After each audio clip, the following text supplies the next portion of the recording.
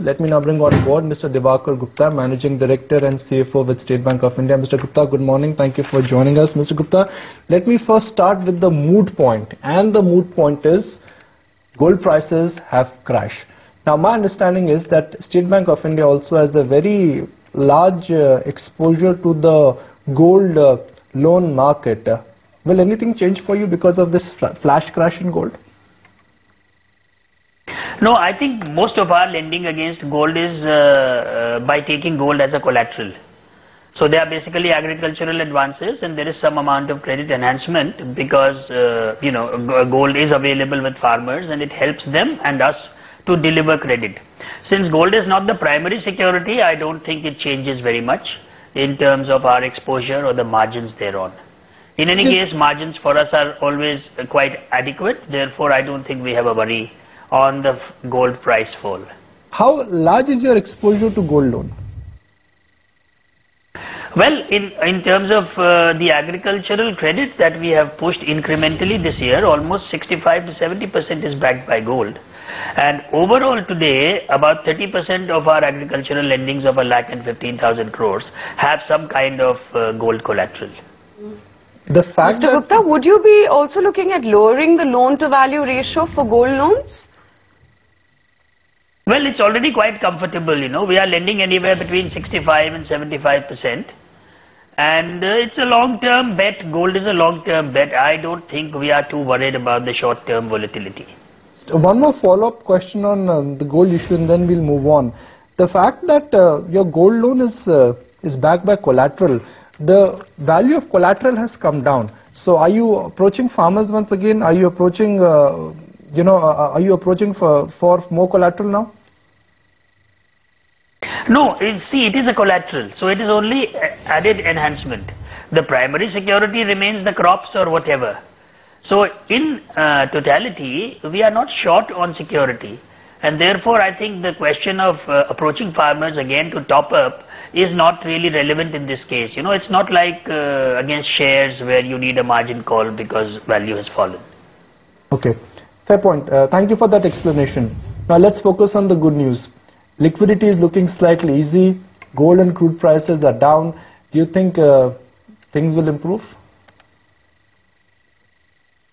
Well, it's the mixed bag of signals that we get. Inflation numbers coming in lower are great. Liquidity is certainly easier than it was earlier. Now, will it affect deposit rates? That depends on credit offtake. So if you look at the IIP numbers, again, I always preface my comments by saying when we are looking at very small time slices, numbers can be misleading. But if you look at the places where we have gained in IIP and the places where we have lost in IIP, the clear message is that manufacturing has not really picked up. In other words, the revival still is not permanent or strong. And therefore, we need a fillip for the economy. The inflation numbers give hope that there could be a softening of rates. Whether it will happen is a matter to watch out for because there are some high cost deposits still in the system, about 3 lakh crores by way of CDs, that prevents a large part of the banks from reducing their deposit rates. And if that doesn't come down, then irrespective of the signal of the repo rate, it will be very hard for banks to reduce rates on advances. But Mr. Gupta, in a scenario wherein the RBI does cut repo rates by 25 basis points, the system liquidity eases, but RBI does not cut CRR, would SBI still respond with a cut in their base rate in that case? No, the base rate calculations for all banks, not just State Bank, are predicated on their own profit and loss. And therefore, to the extent that a repo rate cut does not immediately translate into effect on its P&L account, I don't think automatically State Bank will be in a position to cut rates. But yes, it will do two things. A, it will bring down, at least it will induce a propensity for rates to come down. And in course of time, you could have mark-to-market gains. And when those are visible on the profit and loss account, banks can take a view to reduce rates on advances. State Bank of India continuously has been trying to see that they are able to pass on benefits to borrowers as their own balance sheet will allow them to do so. So let's talk numbers here, Mr. Gupta. If Reserve Bank of India indeed cuts rates in April, in May, how much of that will be automatically translated back into the system? As you know, last time round there was a 25 basis point CRR cut. Now for us that released liquidity of 2,800 crores, and that is an earning opportunity of about 300 crores. We immediately passed it down by way of a 5 basis point rate cut in the base rate, because 5 basis points of base rate cut correspond to about 300 crores of income foregone. Now if RBI cuts the repo rate in May, that does not immediately give a bottom line benefit to the bank. So it is hard to say that there will be a reduction. On the other hand, if there is a CRR cut, the reduction will be immediate. And that's in fact the reason why our bank, our chairman, everybody has been rooting for a CRR cut. That immediately translates into a bottom line benefit. So, Mr. Gupta, are you communicating that markets should stop making song and dance about the monetary policy, because the real issue here is not the RBI stand, but it is monetary transmission? No, I think monetary transmission happens only if benchmark rates move. So I think it's a great thing to look forward to, that repo rate will come down as well, because otherwise how will system rates soften in course of time? I'm only saying that a repo rate cut is not an immediate transmission. Okay. Let's talk about SBI in particular, Mr. Gupta, because the third quarter gross NPA for you guys stood at about 53,000 crores, and you recently stated that your gross NPAs would come down to about 49,000. Is this because of slower slippage accretion or better recoveries? Give us some color on that. No, I think the numbers are yet to come in. If any numbers have been put out, they are really more in the realm of an estimate. The actual numbers could well be close to the level at in December, which would mean that the net accretion in quarter 4 is 0. It could be a little higher also. You know, as you see the figures, we added 7,450 crores in quarter 1.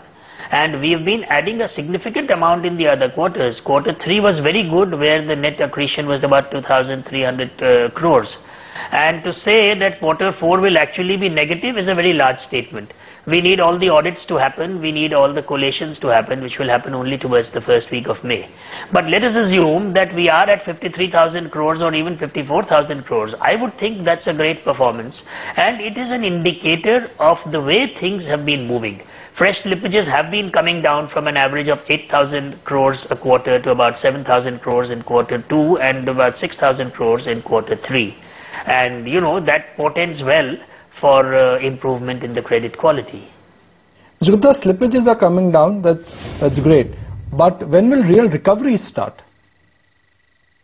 I think I've been saying that for the last 3 months at least, that the real recovery will be visible in the numbers only towards this end of the second quarter of this fiscal, which means somewhere around September 2013 is when you can expect to see the numbers palpably and irreversibly showing an improvement in the credit quality. So do you think by second quarter FY14 bad loans will start becoming good loans? What I'm trying to understand from you is that when will that delta kick in for SBI? No, I think what you are saying is exactly what we are all expecting. As you know, the large part of our problem is on the mid-corporate and the SME side.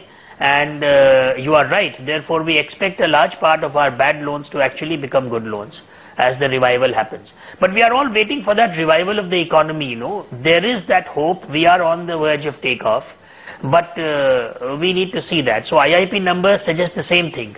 If razor blades don't grow, if HDPE and LDPE polythene bags don't grow, if fasteners don't grow, you know, only thing that has grown in IIP is power related, aluminium, conductors, heat exchangers, and we need the broader revival to happen. If that happens, when that happens, definitely numbers will be better, and that's where I think September 2013 would be a good reference point to watch out for. Sir, I'm afraid, but you know, hope is not a data point. Hope is some kind of an assumption. What are the data points suggesting? No, the data points are suggesting that things are not worse. Okay. There is a marginal improvement, that is definite. But, you know, ultimately hope springs eternal in the human breast. I think a lot of what we do is really built on hope. Even economic revival is built entirely on hope. If you look at the entire IT boom, it was built on hope. You had to recruit 100,000 engineers before the revenues flowed in. So that appetite to set up something is really what will lead to revival. And I think that is what we are all waiting for. We seem to be almost there. Mr. Gupta, you'll appreciate my curiosity on your numbers because there is some degree of volatility which has kicked in your quarterly performance. Q2 was bad, Q3 was better. Q4, what should we expect? I'm in the silent period. We have results on the 15th of May. But let me tell you that we don't expect any adverse news for quarter 4. I think quarter 4 will be in line with the gradual recovery that we have been seeing over the last 3 quarters. So NPAs will be much lower than what you've reported for Q3. Can you assure me on that front? That will take care of all the problems, I guess. No, no. I think there is a communication gap. Somewhere I think our communication has created that misgiving. If NPAs were at 53,000 crores in December, I am certainly not saying that they will be significantly lower than that amount. All I am saying is that the Q4 numbers will be much better. They can be 0, they can be 1,000 crores, they can be minus 1,000 crores. Every which way, that will be much better than what we have seen in the past few quarters. What's the fresh update on KFA? Can't wrap up the interview till the time we don't have a follow-up question on KFA. The chairman has obviously, you know, put the ball in your court. Every time I've asked him a question, he said the CFO knows it better. No, I wish we all knew better, and I wish we had positive news.